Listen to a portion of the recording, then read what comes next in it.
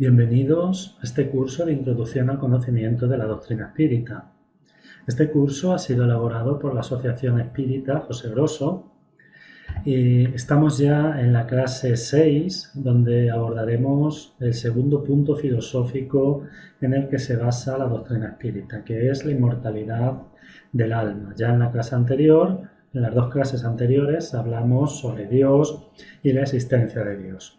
Haremos lo mismo en esta clase en la que abordaremos la inmortalidad del alma y en la clase siguiente también trataremos de la inmortalidad del alma, pero teniendo en cuenta las consecuencias filosóficas que la idea de la inmortalidad del alma tiene para el espiritismo.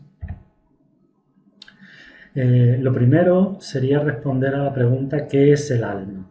Hay diversas definiciones. Una de ellas es parte espiritual e inmortal del hombre, capaz de pensar, entender, querer y sentir, y que junto al cuerpo constituye su esencia humana.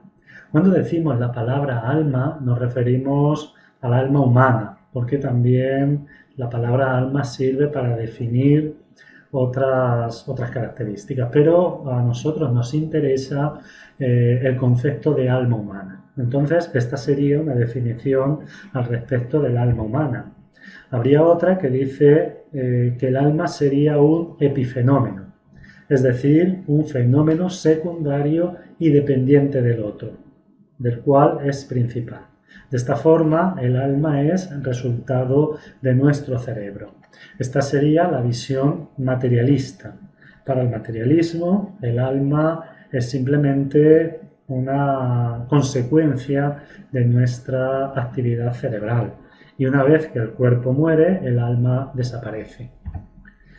Y ponemos también una tercera definición, que es la que el la que el espiritismo da. El alma es un espíritu encarnado.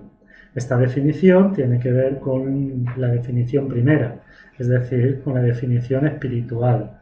El alma sería la parte espiritual, la parte inmortal del hombre que piensa, que entiende, que quiere, que siente y que constituye la esencia humana del hombre y de la mujer, del ser humano.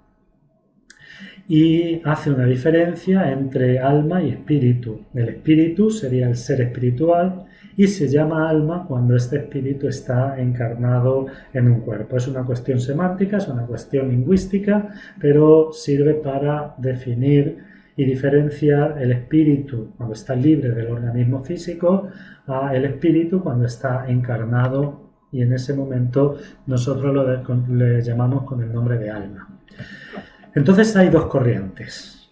El pensamiento se ha dividido entre la visión espiritualista que ofrece el espiritualismo y la visión materialista. Vamos a ver muy rápidamente estas dos visiones. Ya los Vedas, los libros más antiguos de la India y por supuesto de la humanidad, para muchos de la humanidad, ahí ya encontramos la idea de el alma como un ser independiente, un ser que sobrevive a la muerte del cuerpo físico.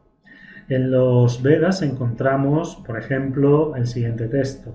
Al amanecer, el jefe de familia encendía la llama sagrada para invocar a los asuras, que eran los espíritus protectores, es decir, aquellos que hoy llamamos como espíritus buenos, espíritus protectores, espíritus que ayudan al ser humano. Y también a los pitris, que eran las almas de los antepasados. Es decir, ya en los Vedas encontramos la idea de la inmortalidad del alma y de que el alma es un ser independiente del cuerpo y que sobrevive a la muerte. Krishna decía lo siguiente: el cuerpo, envoltura del alma que ha hecho de él su morada, es una cosa finita, pero el alma que lo habita es imponderable, eterna e invisible. La suerte del alma después de la muerte constituye el misterio de los renacimientos. Todo renacimiento, feliz o desgraciado, es la consecuencia de las obras practicadas en existencias anteriores. Esto lo podemos encontrar en el Bhagavad Gita y vemos claramente una visión espiritualista del concepto de alma. Incluso habla también de la reencarnación y que el destino del alma es el reencarnarse para adquirir la felicidad o la desdicha consecuente de las obras que hemos practicado en existencias anteriores. No puede estar más clara la idea espiritualista en estas palabras de Krishna. En el budismo hay varias corrientes, hay quienes consideran el budismo como una religión que no tiene en cuenta la inmortalidad del alma como tal, piensan que de alguna forma el ser pierde su individualidad, pero por ejemplo en el libro tibetano de la vida y la muerte, Rinpoche afirma lo siguiente en el capítulo 1. Desde el punto de vista budista, la vida y la muerte son un todo único, en el cual la muerte es el comienzo de otro capítulo de la vida. La muerte es un espejo en el que se refleja todo el sentido de la vida. Según estas palabras de este estudioso de la doctrina budista, la idea que el budismo tiene de la vida es que la vida es un todo único, es decir, la muerte y la vida hacen parte de una misma realidad. Cuando estamos en la vida física, el espíritu, que es el ser inmortal, participa de las cuestiones de la vida física. Y cuando el cuerpo muere, esa vida continúa. Es decir, el espíritu continúa viviendo. Entonces no hay varias vidas, sino que es una misma vida en diversos renacimientos, en diversas reencarnaciones. Por lo tanto, desde el punto de vista de este investigador y de este estudioso del budismo, el budismo tendría una visión espiritualista del ser humano. Hermes también en los escritos que se le atribuyen, porque bueno, no se sabe muy bien su existencia cuando vivió, pero en los escritos que se le atribuyen encontramos la siguiente idea. En cuanto al espíritu del hombre, su destino tiene dos aspectos: cautividad en la materia y ascensión a la luz. Las almas son hijas del cielo y su encarnación es una prueba. En la encarnación pierden la noción de su origen celeste. Claramente encontramos nuevamente la idea de la inmortalidad y una visión espiritualista del alma en la doctrina de Hermes Trismegisto. Por no seguir ahondando mucho, ya que estamos justitos de tiempo, podríamos mencionar a Pitágoras, a Sócrates, a Platón, todos ellos filósofos griegos, y todos consideraban el alma desde una visión espiritualista. Hay muchísimos escritos que así lo avalan, no vamos a hacer mención porque el objetivo de la exposición y de la clase es otro, pero bueno, para que veamos que a lo largo de la historia el espiritualismo ha estado presente en las religiones y en las filosofías de la antigüedad. Tenemos también la figura de Jesús de Nazaret. Él presentó también una idea bastante clara al respecto de la espiritualidad del alma. Basta con recordar cualquiera de sus pasajes insertados en los evangelios, por un lado en los evangelios canónicos, pero también en los evangelios apócrifos encontramos la idea de la inmortalidad del alma. Por ejemplo, volvió pues a entrar Pilato en el pretorio y llamó a Jesús y le dijo: ¿Eres tú el rey de los judíos? Respondió Jesús: mi reino no es de este mundo. Si de este mundo fuese mi reino, mis ministros sin duda pelearían para que no fuera yo entregado a los judíos. Mas ahora mi reino no es de aquí. Es una clara alusión al concepto espiritual del ser humano. Ya mucho más adelante, desde el campo de la filosofía, encontramos la filosofía dualista de René Descartes. Él sostenía la existencia de un alma inmortal que actuaba por medio de un cuerpo físico.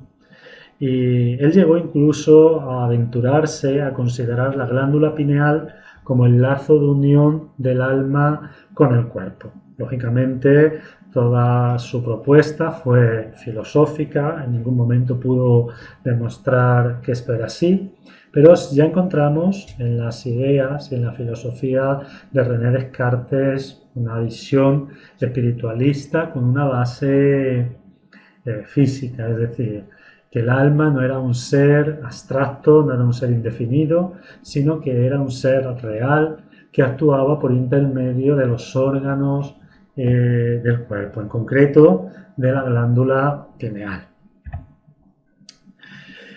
Más adelante, Henry Bergson, sin lugar a dudas la figura principal del siglo XX en relación a la filosofía espiritualista, y él ha intentado poner dentro de un contexto actualizado las ideas principales en las que estaba basada la filosofía. Ideas como la libertad, el libre albedrío, el alma, la moralidad, la finalidad de la vida, eran analizadas por este filósofo fantástico desde una visión profundamente espiritualista. Con esto vemos cómo el espiritualismo, desde un punto de vista conceptual, desde un punto de vista filosófico, ha estado presente a lo largo de la historia de la humanidad y sigue presente en la actualidad. Y es algo digno de tenerse en cuenta y digno de considerarse. Desgraciadamente, actualmente, a través de los medios académicos, a través de los medios digamos, elitistas del conocimiento, parece ser que todas las cuestiones relacionadas con la espiritualidad, todas las cuestiones relacionadas con el espíritu, con el alma, hacen parte más de la incultura, hacen parte más de la superstición que de la realidad. Pero si vemos que la realidad histórica del espiritualismo, vamos a ver que él ha estado presente en toda la historia de la humanidad y continúa presente en la actualidad.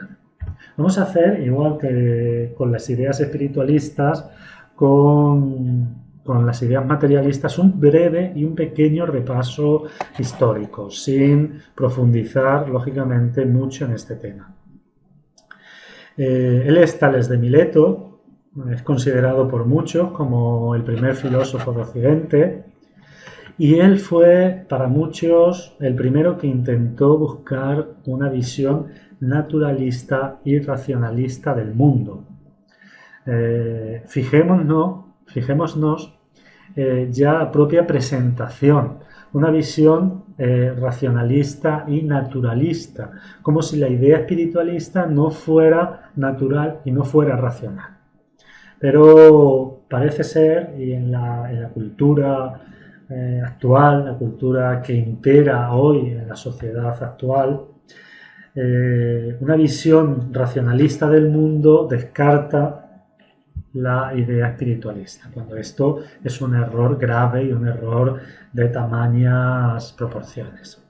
Para Tales de Mileto, el agua era el origen primero de todo, y no había necesidad de considerar la idea de un dios o la idea de un alma inmortal. El agua sería la causa de todo lo que existe para este filósofo.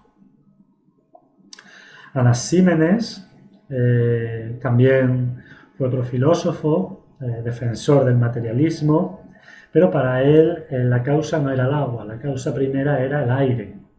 Para él el aire tenía la propiedad de infundir vida y de infundir creación. En el momento que el aire entraba en movimiento, todo empezaba a moverse, incluida la vida, incluida la materia, incluida la creación. También consideraba que el aire era el agente de destrucción de todo cuanto existía. Por lo tanto, excluía cualquier visión espiritualista y cualquier visión teísta de la vida. Demócrito quizás fue quien dio el desarrollo más amplio de la doctrina materialista, ya que propuso y promovió la teoría atomista de la estructura de la materia. Según Demócrito, el principio del mundo estaba basado en la existencia del vacío, y en este vacío había unas partículas indivisibles a las que llamó átomos, que estaban moviéndose en este vacío. Cuando estos átomos, estas partículas, entraban en contacto uno con otros, formaban diferentes cuerpos. Y para Demócrito, además de los cuerpos físicos, además de los cuerpos materiales, estos átomos formaban también el alma. Y por lo tanto, el alma era una formación material, una formación atómica, y una vez que el organismo moría, el alma perdía su realidad y por lo tanto su visión era profundamente materialista. En la Edad Media todos sabemos que el mundo estuvo absolutamente dominado por la religión, por lo que todas estas filosofías y posturas filosóficas que no se adecuaban a los principios religiosos establecidos dogmáticamente eran eliminados, eran descartados, no eran tenidos en cuenta. Y esto dio lugar a lo que se llama con el nombre de filosofía escolástica. Entonces, la filosofía escolástica, en la Edad Media, lideraba el pensamiento sin oposición. Por lo tanto, el materialismo tenía muchas dificultades de triunfar y muchas dificultades de expresarse. Por lo tanto, fue una época donde había poco materialismo, ideológico me refiero. Otra figura importante del materialismo es Giordano Bruno. Fue un gran pensador italiano, y él afirmaba que la materia era la madre y la generadora de todas las cosas, y que ella era capaz de producir infinitamente formas nuevas. Actualmente, el debate permanece dentro del campo de la filosofía y de la religión. Es decir, dentro del campo de la filosofía, dentro del campo de la religión, hay un debate actual, hay un debate vivo entre espiritualismo y materialismo. Pero en cuanto a la postura científica, ella se ha decantado por la visión materialista del alma. Para la visión de la ciencia oficial, el alma es un epifenómeno, es decir, un fenómeno consecuente de otro fenómeno, resultado de otro fenómeno. Entonces, el alma sería resultado de las funciones cerebrales. Y cuando las funciones cerebrales desaparecen, cuando el cerebro muere, el alma desaparece y por lo tanto la vida inteligente se termina. ¿Cómo se ha llegado a esas conclusiones?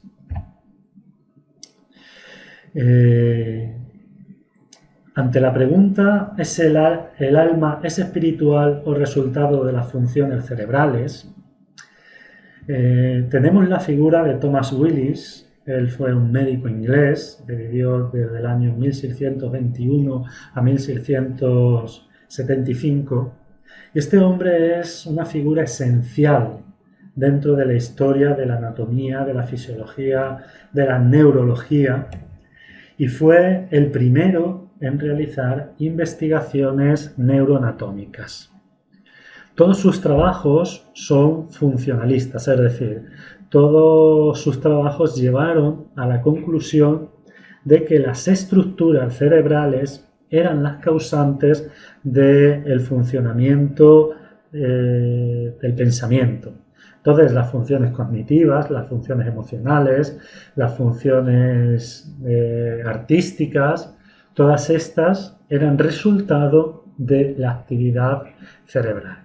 Es, sin lugar a dudas, un gran hombre que aportó mucho al conocimiento de la ciencia, al conocimiento del cerebro, al conocimiento del cuerpo humano. Incluso realizó, sin tener los dispositivos que actualmente se tienen, un mapa del cerebro bastante avanzado para su época.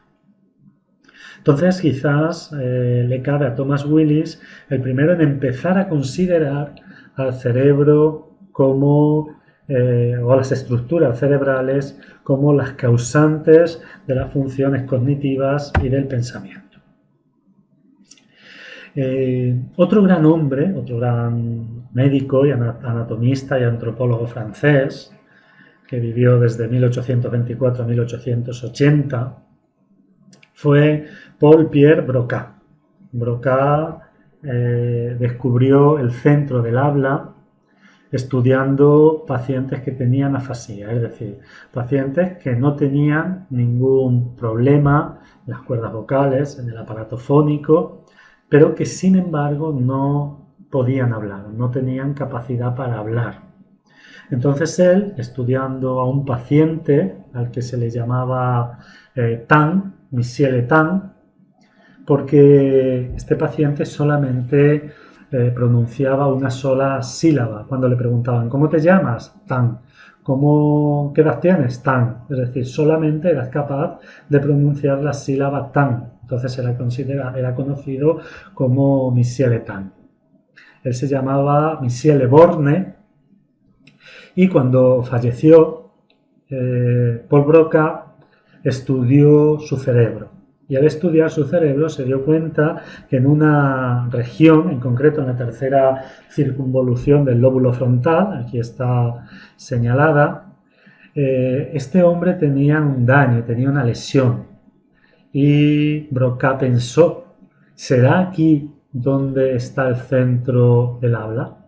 Él, que era un hombre muy rico, postuló esa idea, escribió una monografía muy bien documentada sobre esta idea e incluso propuso un premio o dar una gran cantidad de dinero para aquel que lograra demostrar que él estaba equivocado. Sin embargo, nadie consiguió demostrar que él estaba equivocado. Todo lo contrario, sus posteriores descubrimientos descubrieron que cuando se lesiona esta zona del cerebro, el paciente tiene generalmente problemas de afasia. Entonces, era una prueba ya, una prueba científica de que el cerebro intervenía en los procesos motores, en los procesos del habla, en los procesos inteligentes. Phineas Gage es quizás una de las personalidades más importantes en el campo del estudio del cerebro. No porque él fuera médico, fuera anatomista, él era un trabajador ferroviario y en un momento tuvo, no sé si lo tengo aquí, no. En un momento tuvo un gravísimo accidente. Esa barra de hierro que tiene en la mano le atravesó desde la base de la barbilla, pasó por la cara y le salió por la cabeza y le lesionó gran parte del lóbulo frontal del cerebro. Milagrosamente consiguió sobrevivir, no tuvo ninguna secuela física, ninguna secuela motora. Sin embargo, su personalidad dio un cambio muy grande. Él era un hombre reservado, era un hombre que sabía estar. Sin embargo, después del accidente se convirtió en un hombre muy extrovertido, daba siempre su opinión independientemente de que no fuese el momento adecuado y cuando fue estudiado se consideró que su personalidad de alguna forma había cambiado. Entonces, las investigaciones de Broca, otras muchas, y este hecho de Phineas Gage fue llevando a la ciencia, a los médicos, a los neurólogos, a los que se dedican a estudiar el ser humano, el comportamiento, el pensamiento, fue llevándoles a pensar que si una lesión en el cerebro cambia de forma sustancial el comportamiento, cambia de forma sustancial funciones motoras relacionadas con actividades intelectuales, es porque el cerebro interviene en estos procesos. y empezó poco a poco a considerarse al cerebro como el causante del pensamiento. Y poco a poco se fue instaurando de esta forma la idea materialista. Jean-Martin Charcot también fue un médico y neurólogo francés, muy conocido, muy importante. Él fue creador de la neurología moderna, descubrió el origen de diversas enfermedades psicomotrices como la esclerosis lateral amiotrófica o la enfermedad de Parkinson, y todas estas investigaciones fueron dando lugar a ir considerando cada vez más el cerebro como el resultante o el causante, del alma. Fue descartándose la idea espiritual del alma. Actualmente las investigaciones científicas demuestran que las ideas pioneras de Charcot o de Broca sobre los orígenes neurológicos de enfermedades motoras son un hecho, pero no solo eso. Actualmente, gracias al TEC, a la tomografía por emisión de positrones, se ha llegado a demostrar que no solo las enfermedades psicomotrices tienen un componente neurológico, sino que también las emociones y los pensamientos. Nosotros sabemos, que hoy se sabe, que cuando nosotros pensamos en algo, hay ciertas partes de nuestro cerebro que se activan y otras que no están tan activas, que se relajan. Por ejemplo, si yo me dedico o juego una partida de ajedrez, hoy se puede medir qué partes del cerebro se activan, se vuelven más dinámicas y qué partes del cerebro se vuelven más dinámicas, por ejemplo, escuchando música. Y hoy se puede cartografiar de alguna forma el cerebro y ver qué regiones se activan y qué regiones no se activan dependiendo de nuestras emociones y de nuestros pensamientos. Esto es una realidad, ¿no?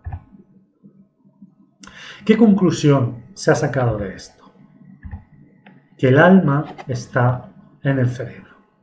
Es decir, si nosotros podemos, lesionando el cerebro, modificando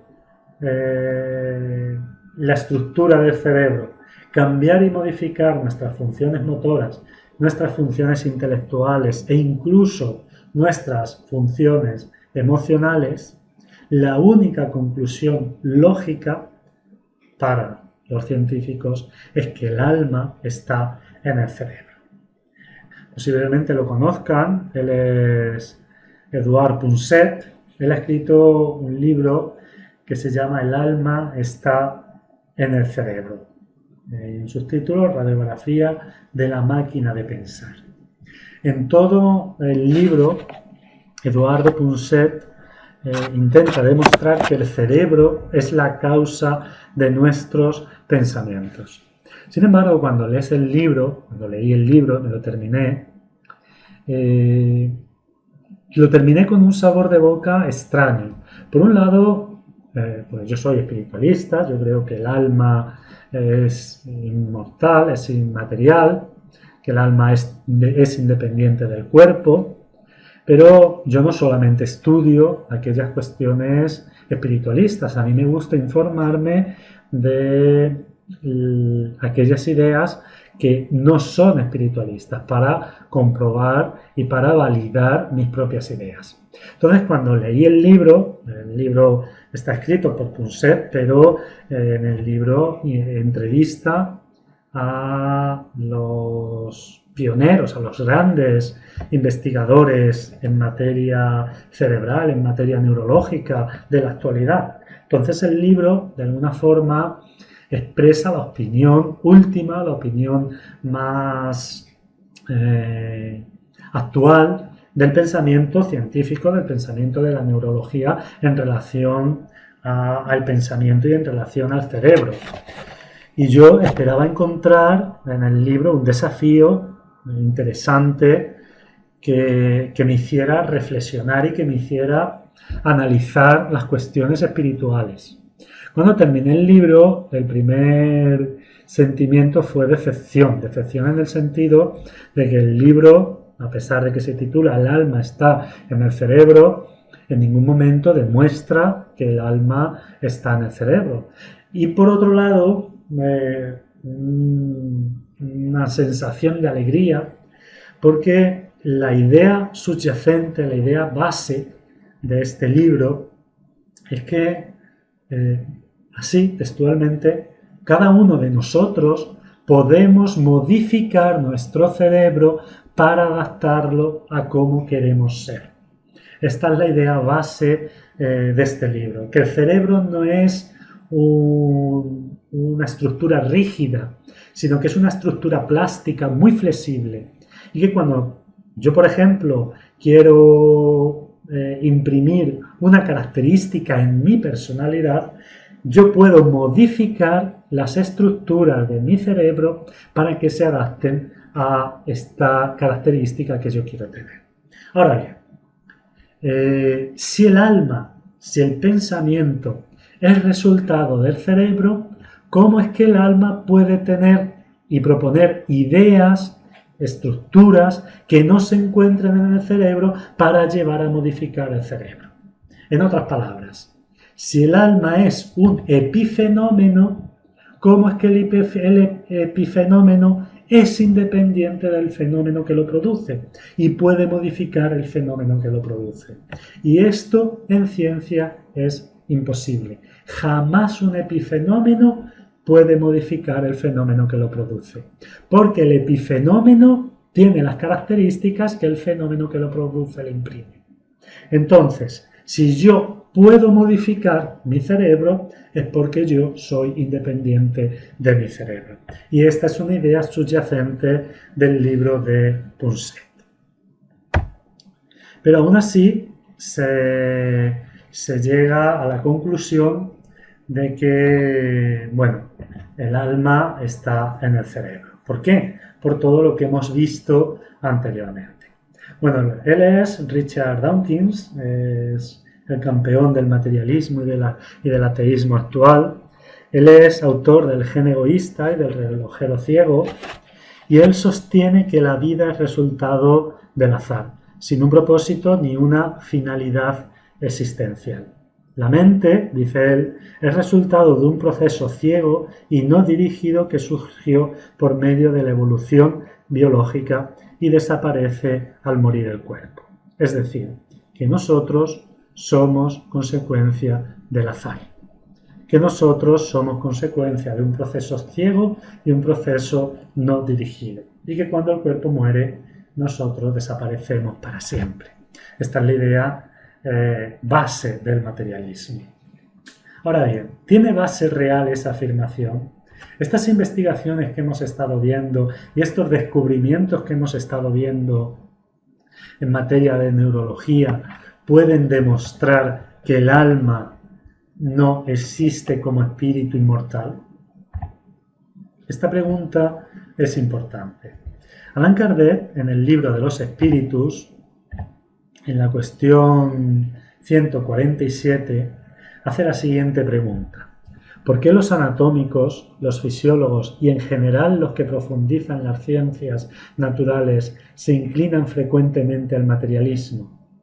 Y responden los espíritus. Fijémonos porque es muy interesante la respuesta. El fisiólogo lo refiere todo a lo que ve. Orgullo de los hombres que creen saberlo todo y que no admiten que algo sea superior a su entendimiento. Su misma ciencia los hace presuntuosos y creen que nada puede ocultarles la naturaleza. Es decir, ya los espíritus están diciendo que el fisiólogo, el materialista, lo refiere todo a aquello que ve.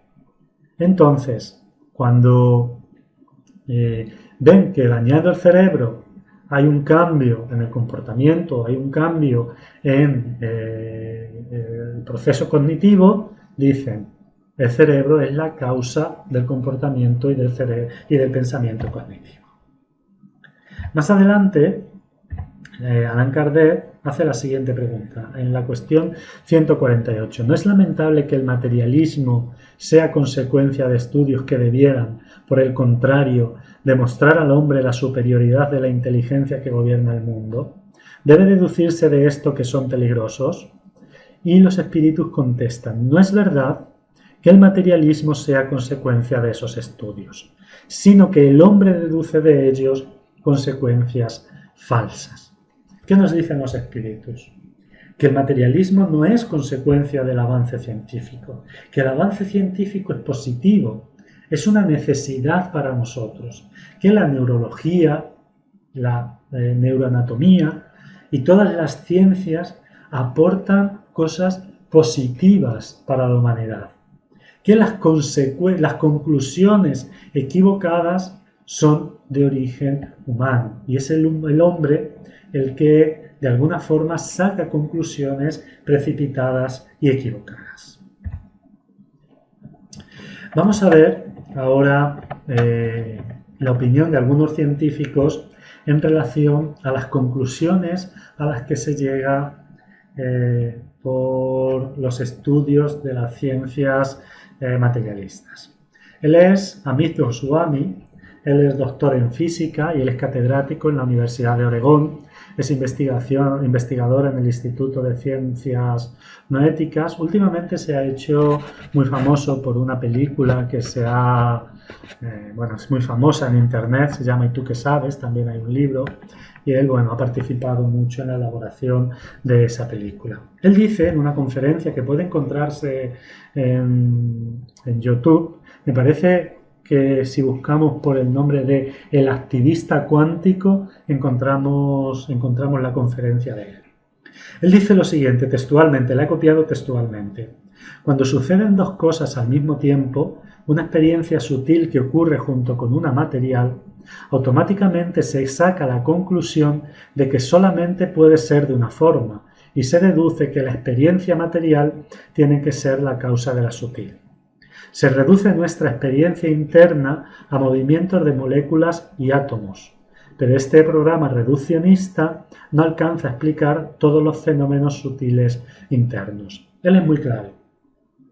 Él dice que en el cerebro lo que tenemos son dos experiencias. Por un lado la experiencia cerebral y por otro lado la experiencia espiritual. Y ambas comparten el mismo proceso. Es decir, que cuando un pensamiento que pertenece al espíritu debe manifestarse al exterior, lo hace a través del órgano cerebral, a través del cuerpo físico.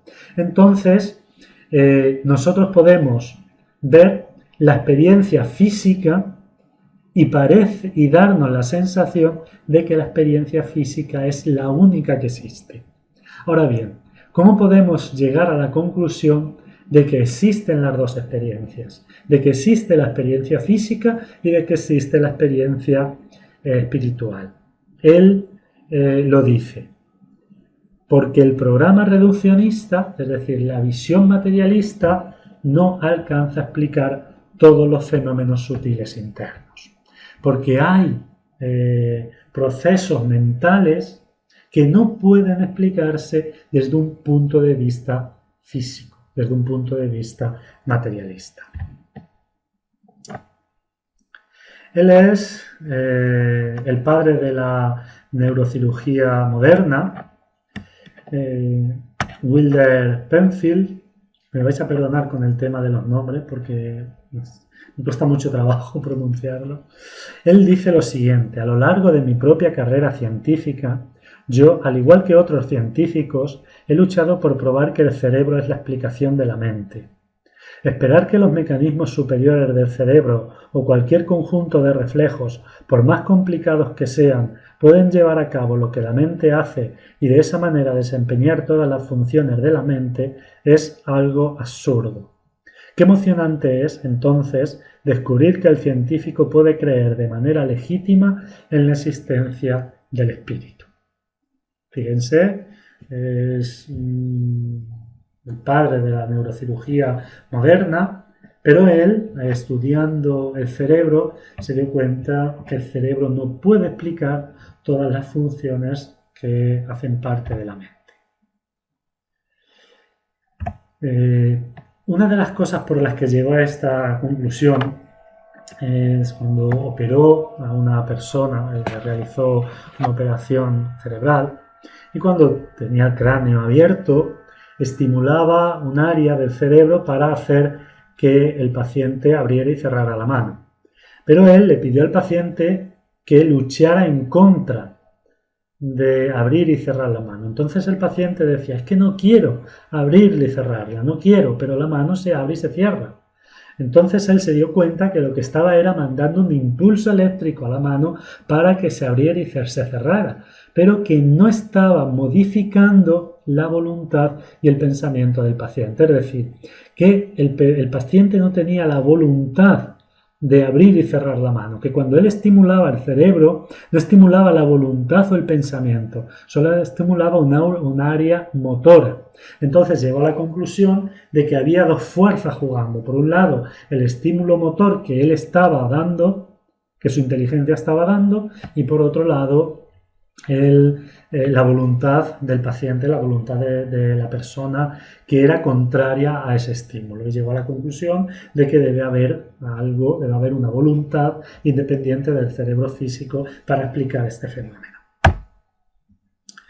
En la pregunta 344 es muy importante para entender lo que vendrá a continuación y para entender cómo explicar desde un punto de vista espiritualista estos avances de la ciencia.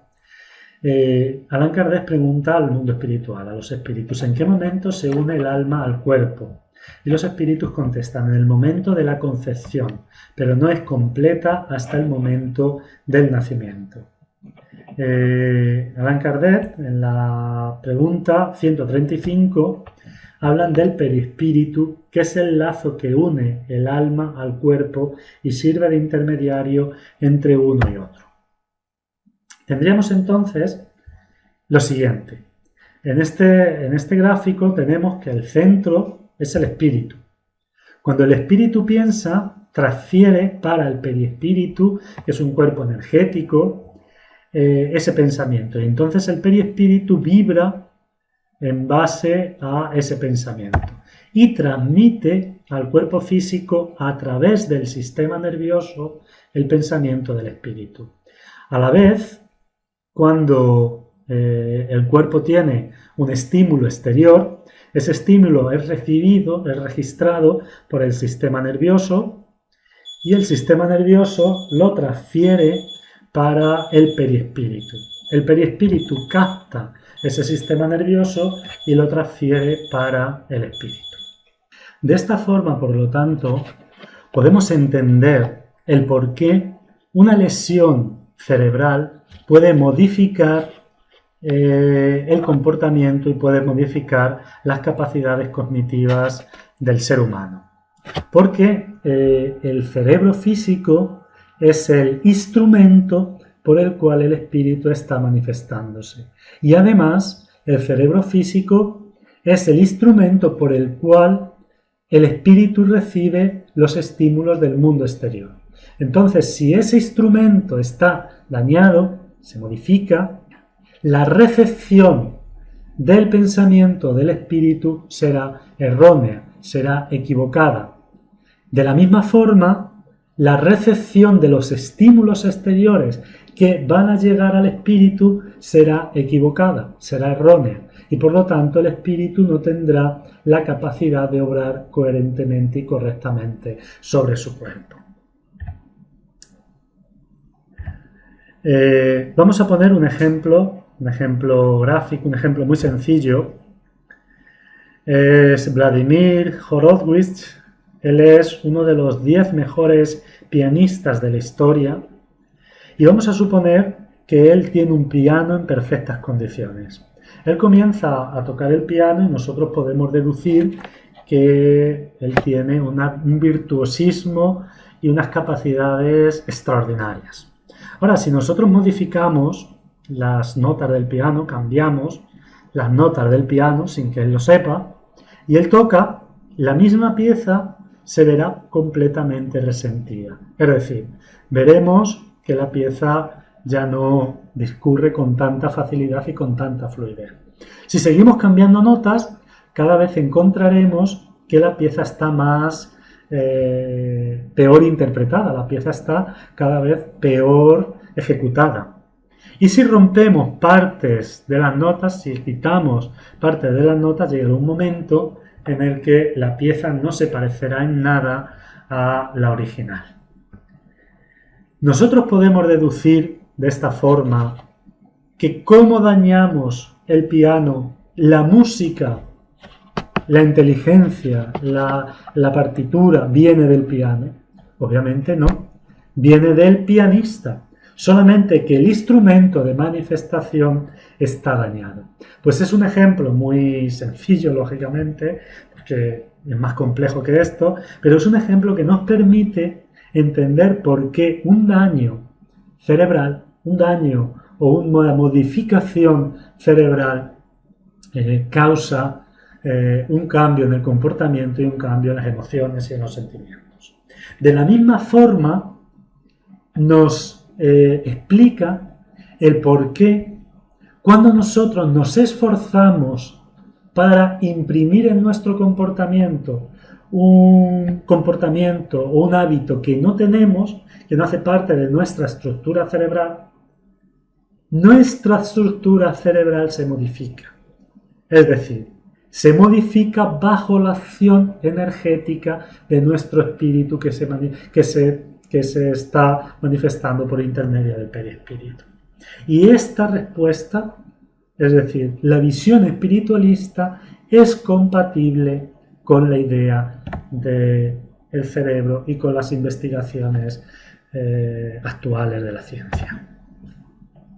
Por lo tanto, los descubrimientos de la neurología no niegan la presencia del alma.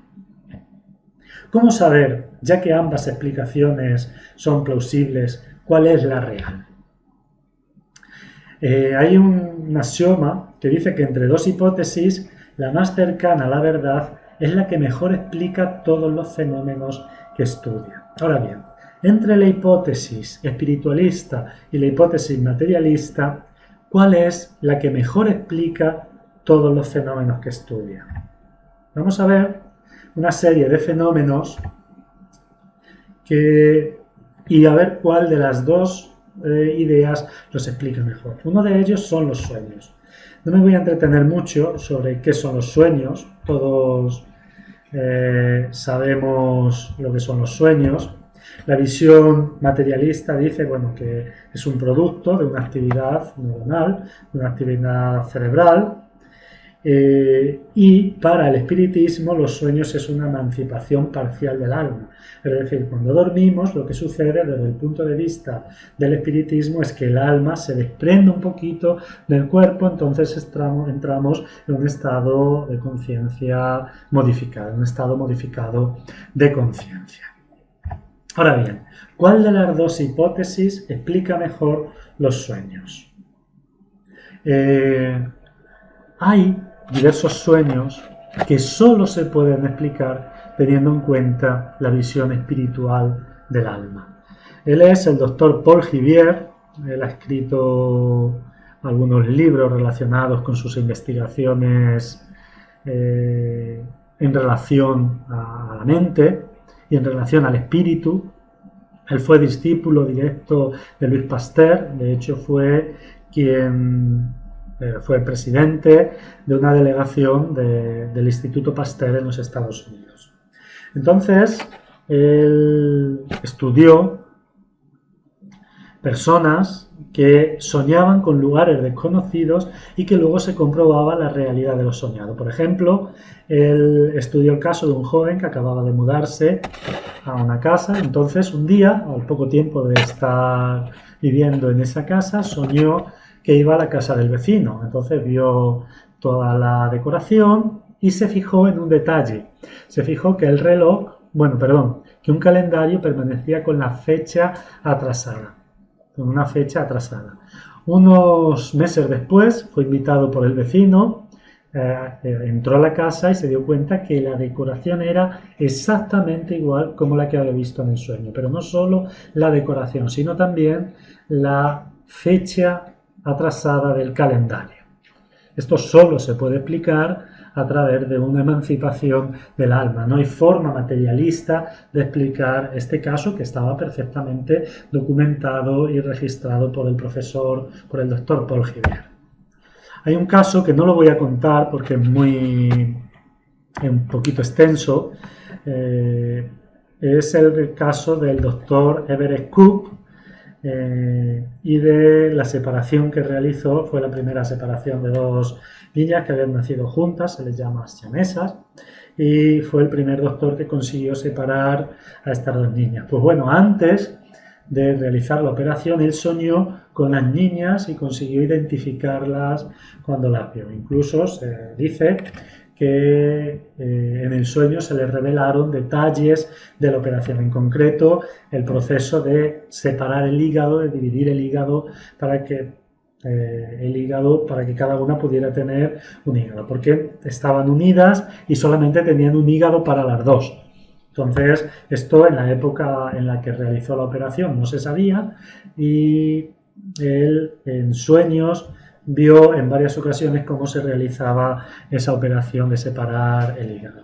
Hay un reportaje al respecto de este doctor. Yo lo vi hace muchos años en la revista Divulgación Espírita, que mantuvo durante mucho tiempo Rafael González Molina.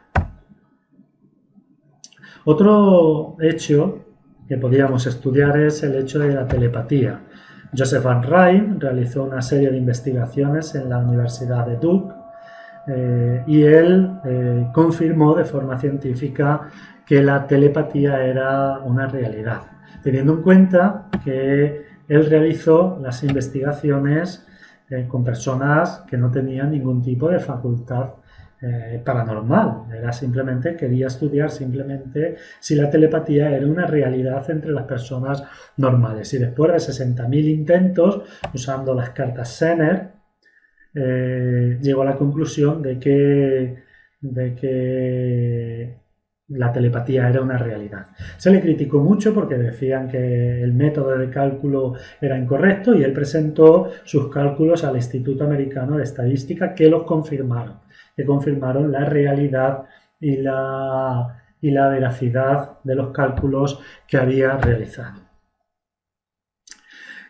Otros casos son las experiencias cercanas a la muerte. Son casos donde una persona se le ha declarado clínicamente muerta, y ellos, cuando vuelven nuevamente a la vida, revelan una serie de factores, una serie de datos, de detalles que hacen pensar en la posibilidad de la inmortalidad del alma. Ella es la doctora Elisabeth Kübler-Ross, y ella ha llegado a la conclusión de que todas estas personas presentan una serie de características que hace pensar en la realidad espiritual. Viven lo que se llama el efecto túnel. Muchas de ellas se ven fuera de su cuerpo, observan lo que acontece a su alrededor dando descripciones detalladas, repiten conversaciones minuciosas, entran en contacto con familiares fallecidos, aunque no los conozcan. Pueden describir otras dependencias del hospital que no conocen, incluso objetos personales. Reciben información que desconocían de parientes, de hechos concretos, de situaciones concretas, etc. Otro de los casos para los que una visión espiritualista encuentra explicación y no una visión materialista son los casos de los niños prodigio.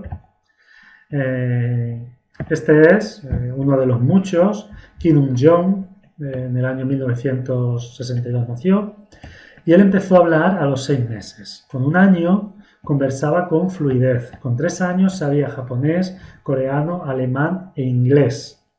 El día 2 de noviembre de 1967, es decir, con 5 años, fue puesto a prueba por investigaciones resolviendo cálculos diferenciales e integrales. Aquí vemos en la foto cómo resolvía esos cálculos con una rapidez y una destreza muy grande. Nunca nadie le había enseñado a resolver estos cálculos. Veía el cálculo y lo resolvía. Poco después demostró en un programa de la televisión japonesa que conocía, además de los 4 idiomas anteriores, el chino, el español, el vietnamita y el talago. Ingresó en la universidad a los 3 años de edad. Entonces, ante la pregunta cerebro o espíritu, llegamos a la conclusión de que existen muchos fenómenos, muchos más de los que hemos visto anteriormente. Hemos visto solo 4 por no entrar en otros que evidencian incluso más la presencia del espíritu. Hemos visto 4 para los que de alguna forma se barajan algunas hipótesis materialistas que no los explican.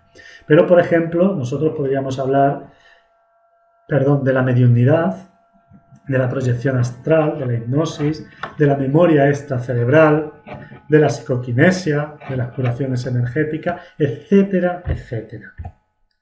Luego bien, si entre 2 hipótesis la que mejor explica todos los hechos es la que más probabilidades tiene de ser cierta, llegamos a la conclusión que entre la hipótesis materialista y la espiritual, para la definición de alma, la espiritual es la que mejor y más convincentemente explica todos los fenómenos relacionados con el ser humano. Y que aquellos que en apariencia daban o son consecuencia de la idea materialista, también pueden explicarse desde un punto de vista espiritualista.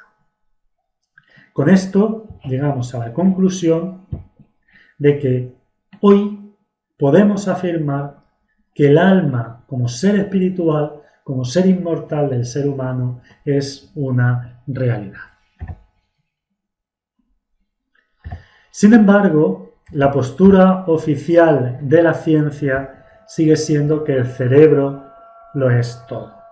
Y quiero, para terminar, recordar la respuesta que daban los espíritus a Allan Kardec.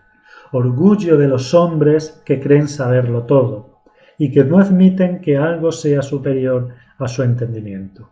Su misma ciencia los hace presuntuosos y creen que nada puede ocultarles la naturaleza.